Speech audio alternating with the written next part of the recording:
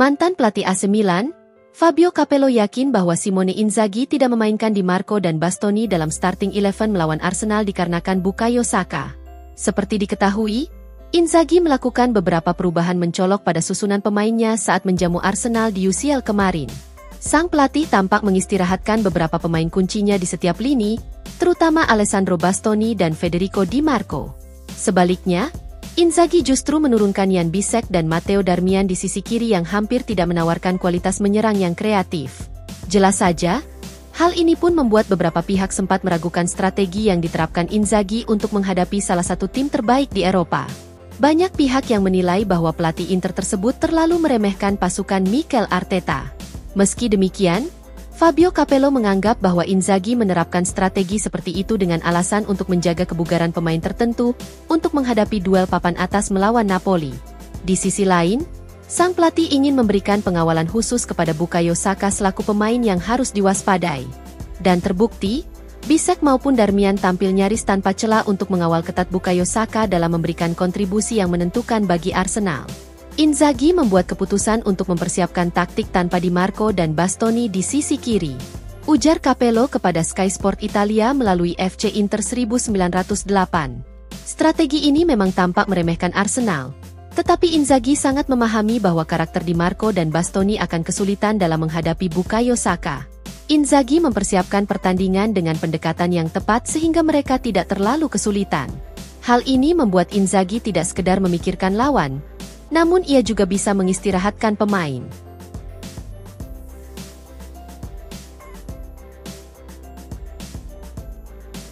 Agen Lautaro Martinez, Alejandro Camano mengatakan bahwa Inter selalu menjadi tim terbaik bagi kliennya. Hal ini diungkapkan sang agen dalam sesi wawancara menjelang pertandingan antara Inter kontra Napoli. Lautaro telah membuktikan dirinya sebagai sosok penting bagi Nerazzurri dalam beberapa musim terakhir. Di usianya yang kini 27 tahun, El Toro memikul tanggung jawab besar dengan mewarisi ban kapten dari Samir Handanovic. Lautaro sukses membantu Inter meraih gelar Serie A ke-20 pada musim lalu. Sang striker bahkan menjadi top skor sekaligus MVP di kompetisi kasta tertinggi Italia tersebut. Kecemerlangan Lautaro terlihat dari konsistensinya sebagai pencetak gol terbanyak Inter dalam 3 musim terakhir. Perjalanan waktunya bersama Inter pun kini membuat dirinya menjadi ikon Nerazzurri yang handal. El Toro tidak hanya dikenal karena ketajamannya, tetapi ia juga diakui berkat fleksibilitasnya di atas lapangan. Ia berhasil membentuk kemitraan berbahaya di lini depan bersama striker-striker lain seperti Romelu Lukaku, Edin Dzeko dan kini bersama Marcus Thuram. Di sisi lain, kontrak baru El Toro yang berdurasi panjang telah menegaskan komitmennya di klub. Singkatnya, Inter masih akan terus menjadi bagian penting dalam karir dan hidup sang kapten. Camano pun mengakui bahwa Nerazzurri akan selalu berada di hatinya. Saya pikir Inter akan selalu ada di hati Lautaro, ujar sang agen seperti dilansir FC Inter 1908. Camano kemudian menekankan bahwa Lautaro sangat ingin membantu Inter memenangkan pertandingan melawan Napoli. Semuanya berjalan baik bagi Lautaro tetapi ia benar-benar ingin meraih kemenangan pada hari Minggu. Lautaro bukan hanya tentang mencetak gol, mengingat ia juga selalu membantu permainan Inter. Itulah mengapa dia tidak bisa hanya hidup untuk mencetak gol. Apa yang orang katakan tentang El Toro bukanlah suatu yang penting, tetapi apa yang diberikan El Toro kepada tim tentu sangatlah penting. Dan mengenai pertandingan hari Minggu, Inter adalah tim yang sangat percaya diri. Meskipun saya juga menyukai Napoli.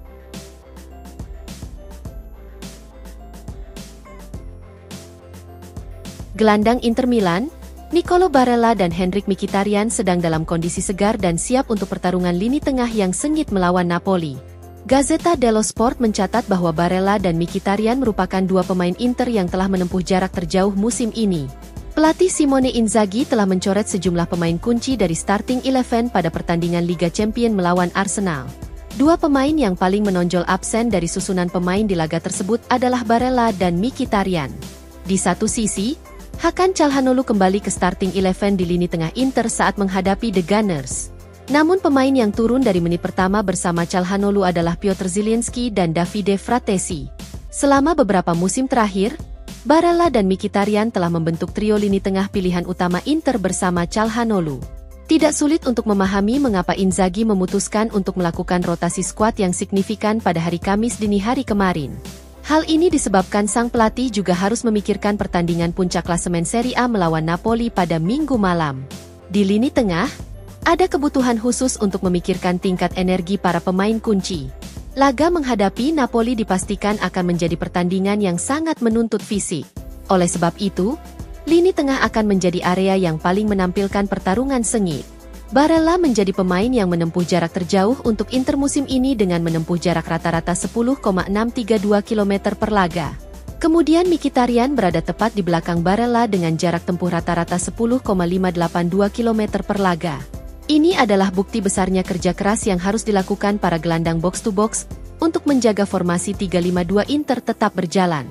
Inzaghi pun memutuskan untuk mengistirahatkan Barella dan Mkhitaryan sejak awal pertandingan menghadapi Arsenal di UCL kemarin.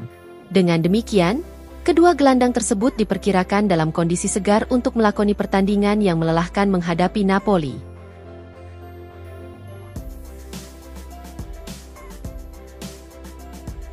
Bek Inter Milan, Jan Bisek telah melihat nilai transfernya meroket 5 kali lipat dengan cepat sejak bergabung dengan Nerazzurri pada tahun 2023. Tuttosport melaporkan bahwa pemain asal Jerman itu kini bernilai sekitar hingga 50 juta euro. Inter mengeluarkan biaya sekitar 7,5 juta euro ketika mengontrak Bisek dari klub Denmark pada musim panas 2023. Angka ini bukanlah biaya yang kecil, terutama untuk seorang pemain yang hampir tidak memiliki pengalaman di 5 liga top Eropa. Akan tetapi Nerazzurri yakin bahwa Bisek memiliki kualitas yang dibutuhkan untuk berkembang di Serie A.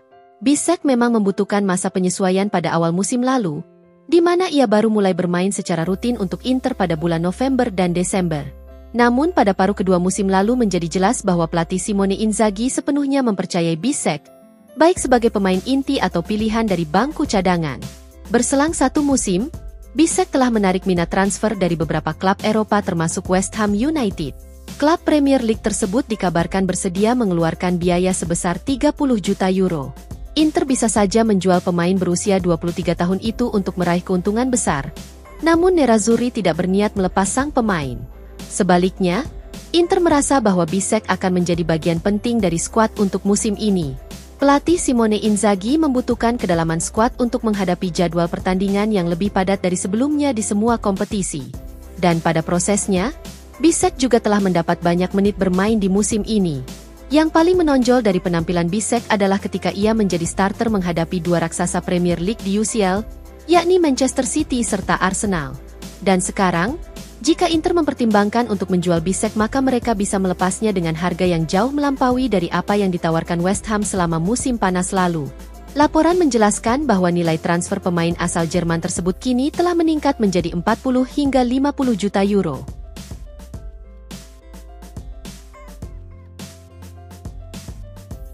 Klub raksasa Bundesliga, Bayern Munchen dikabarkan masih tertarik untuk merekrut gelandang Inter, Hakan Çalhanoğlu. Media Inggris Chalk Offside melalui FC Internews melaporkan bahwa Manchester City juga tengah memantau situasi pemain asal Turki tersebut. Menurut laporan, Munchen kembali mengincar Çalhanoğlu di musim panas mendatang setelah gagal memboyongnya pada musim panas lalu. Pada saat itu pihak Munchen memang telah melakukan kontak dengan Çalhanoğlu melalui agen sang pemain. The Bavarians bahkan mengajukan tawaran kontrak yang menggiurkan berdurasi 4 tahun. Selain itu, laporan menunjukkan bahwa Munchen juga mempertimbangkan tawaran uang tunai signifikan demi menggoda Inter untuk melepas pemain pentingnya tersebut. Namun tautan transfer ini hanya berlangsung selama beberapa hari dikarenakan Çalhanoğlu sendiri yang menghentikan pembicaraan sejak awal.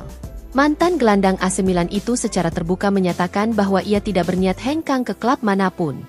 Meski demikian, Munchen dikabarkan akan kembali menggoda Çalhanoğlu di musim panas mendatang. Laporan menjelaskan bahwa raksasa Bundesliga tersebut masih mempertahankan minat mereka terhadap sang gelandang. Mengenai biaya transfer, Inter dikabarkan mematok harga tidak kurang dari 45 juta euro untuk melepas Çalhanoğlu.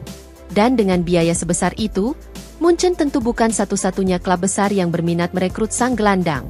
Raksasa Premier League Manchester City juga dilaporkan siap mempertimbangkan untuk merekrut pemain internasional Turki tersebut.